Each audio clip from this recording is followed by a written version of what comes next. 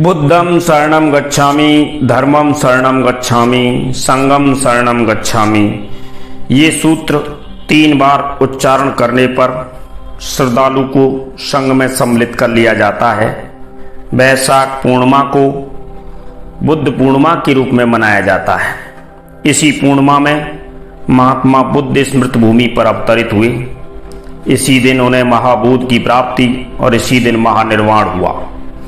इस पूर्णिमा ने जीवन के उन दिव्य पक्षों का स्पर्श किया है जो अपने आप में अनोखे, अद्भुत और अनुपम है। बुद्ध का अवतरण और बुद्धत्व की उपलब्धि विरल और दुर्लभ घटना है जिसका श्रेय इसी पूर्णिमा को जाता है। भगवान बुद्ध का संदेश क्या था एवं गौतम बुद्ध का बुद्धत्व क्या है, इसे जानने के लिए वीडियो अंत तक अवश्य देखें। बुद्ध के अवतरण की ये वेला अपने आप में अलौकिक व दिव्य है। इसे भागवत मुहूर्त की संज्ञा दी जा सकती है।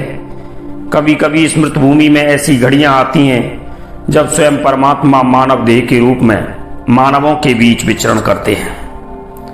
अभागा है वह मनुष्य या वह राष्ट्र जो भागवत मुहूर्त आने पर सोया रहे या उसके उपयोग के लिए तैयार ना हो, जो उसके स्वागत के लिए दिया सजो कर ना रखे और उसकी पुकार की ओर से कान बंद कर ले।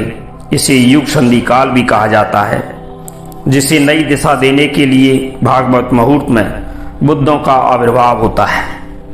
वे भागवत संदेश लेकर इस धरा पर आते हैं और भागवत कर्म संपन्न होने के पश्चात एक पल भी यहां ठहरे बिना अपने लोक में वापस चले जाते हैं। इनका इस धरती पर होना ही सर्वोपरि घटना होती है।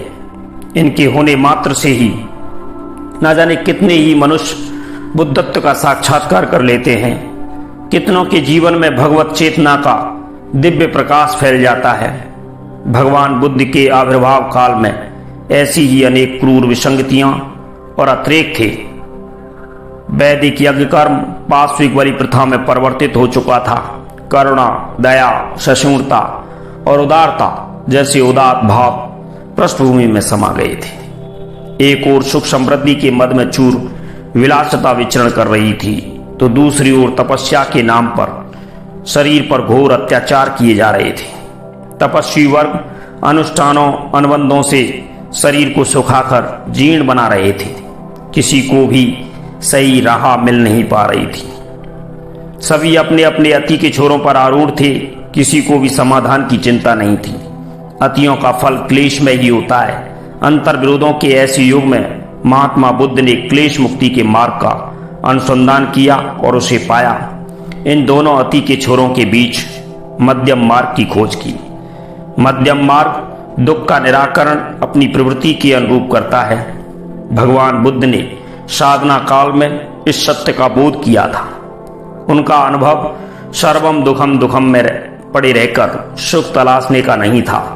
संसार में सुख प्रेम नहीं है, यहाँ दुखों का, बंधनों का जाल है। सामान्य मनुष्य इसी को पाने की वृथा चेष्टा करता है। इसी गति चक्र में बार बार भटकता रहता है। उसे कभी भी और कहीं भी समाधान की झलकियां नहीं मिलती।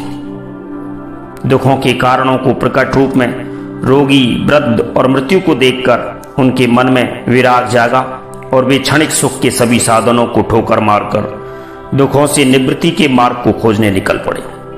सर्वस्व त्याग कर निर्वाण पाने की इच्छा से उन्होंने महाविनिष्क्रमण किया। इसी जीवन में दुखों से निवृत्ति लेकर महानिर्वाण को प्राप्त हुए। बुद्धत्व की प्राप्ति अध्यात्म जगत की महान घटना है। विरले ही इसका स्पर्श पाते हैं। बुद्धत्व के सघन व जीवंत पर्याय थे। अध्यात्म के अनेक आयाम उन्हीं से खुलते हैं। बौद्धत्व की घोषणा है कि दुखों से मुक्ति संभव है। उसके पार आनंद का महासागर लहराता है। इसे इसी जीवन में उपलब्ध किया जा सकता है। अब तक की ये सर्वप्रथम उद्घोषणा थी। प्रथम ऐसे महान वैज्ञानिक जिन्होंने दुखों की डेरी में ऐसी आग लगाई कि सब कुछ जलकर समाप्त हो गया और जो बचा था वही था वास्तविक। ऐसे दुस्साहस भरे कार्य भगवान बुद्ध ने किए और इसी तकनीक जन जन के लिए जनभाषा में प्रचारित और प्रसारित की। अपने संबोधि के अनुभव से प्राप्त इस भागवत संदेश को उन्होंने बड़े यत्नपूर्वक लोगों को समझाया और जलते झुलसते मानवीय अंतःकरण में दया और करुणा की सजल धारा बहा दी। इस महाबोध की घटना भी बुद्ध पूर्णिमा के दिन ही घटित हुई थी, जिसके प्रभाव और परिणाम से मानव जाति को एक नूतन दिशा मिली, एक नई मंजिल मिली। बौद्ध दर्शन में निर्वाण को दुखों के महानतम महाताप को ठंडा होना बताया गया है। निर्वाण है कामाग्नि का क्रोधाग्नि, मोहाग्नि का शांत समन। ये अग्नियां जीवन रस को जलाकर भस्मीभूत कर देती हैं। इन अग्नियों के ताप में कुछ भी शेष नहीं बचता, सब कुछ राख की डेरी में परिणत होकर विखर जाता है। जीवन के सारे श्रेष्ठ उद्देश्य, सृजनात्मकता आदि व्यतिरेक हो जाते हैं। ये जीवन के विकास में प्रमुख अवरोध एवं बाधाएं हैं। इनके रहते किसी प्रकार की सत्संभावनाओं की आशा अपेक्षा नहीं की जा सकती। अतः निर्वाण इन अवरोधों और रोड़ों के समन का नाम है। निर्वाण का अर्थ है जीवन के समस्त बंधनों और बाधाओं से मुक्ति तथा अपने लक्ष्य का चरम विकास। भगवान बुद्ध ने इस सब के लिए उपलब्ध करवाया। कोई भी सूरमा और साहसी उस पथ पर बढ़कर निर्वाण की प्राप्ति कर सकता है।